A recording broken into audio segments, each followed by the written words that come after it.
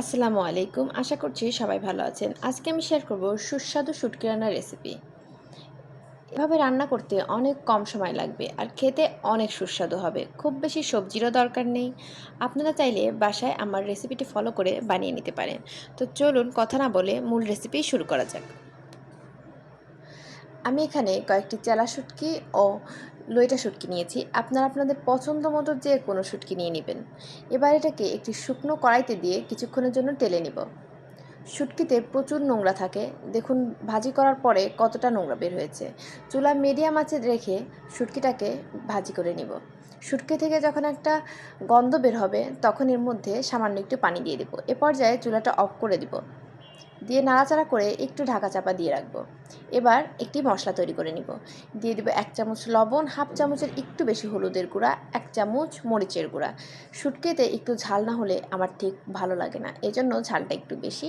সাথে দিয়ে দিব হাফ চামচ জিরা গুঁড়া আর দিয়ে দেবো পানি। সামান্য একটু পানি দিয়ে এটাকে ভালোভাবে নাড়াচাড়া করে সাইড করে রেখে দেবো। এবার একটি কড়াইতে পরিমাণ মতো তেল দিয়ে দিব। তেল দিয়ে দিব বেশ অনেকখানি পেঁয়াজ। পেঁয়াজটা নাড়াচাড়া করতে করতে হালকা ব্রাউন বা হালকা নরম হয়ে গেলে তখন দিয়ে দেব অনেকখানি রসুন কুচি। সাথে দিয়ে দেব 2-3 টুকরা কাঁচামরিচ কাটা। এরপরে দিয়ে দেবো একটি তেজপাতা, একটি দারুচিনি, 3টি এলাচ ও একটি লবঙ্গ। সব কিছু মিশিয়ে নাড়াচাড়া করব।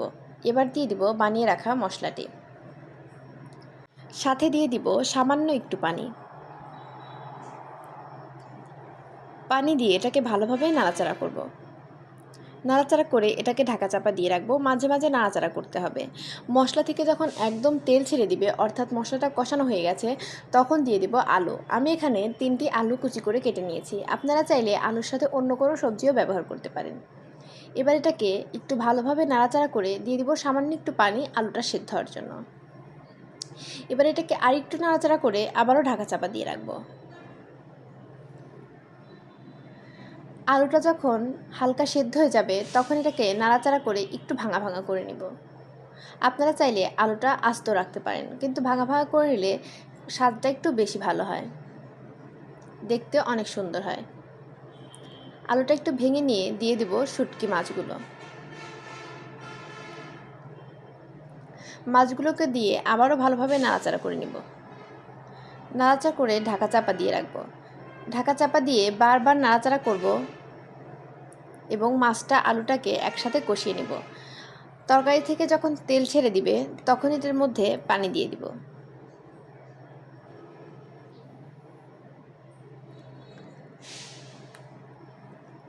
আমি এখানে ছোট গ্লাসে 1 গ্লাস পানি দিয়ে দিয়েছি। এবার ভালোভাবে নাড়াচাড়া করে ঢাকা চাপা দিয়ে রাখবো। পানি শুকিয়ে আসলে এ পর্যায়ে আপনারা লবণ চেক করে নেবেন এবং সাথে দিয়ে দিবেন হাফ চামচ জিরা গুঁড়া। জিরা গুঁড়া দিয়ে ভালোভাবে নাড়াচাড়া করে আবারও ঢাকা চাপা দিয়ে একদম ঝোলটা শুকিয়ে নিব।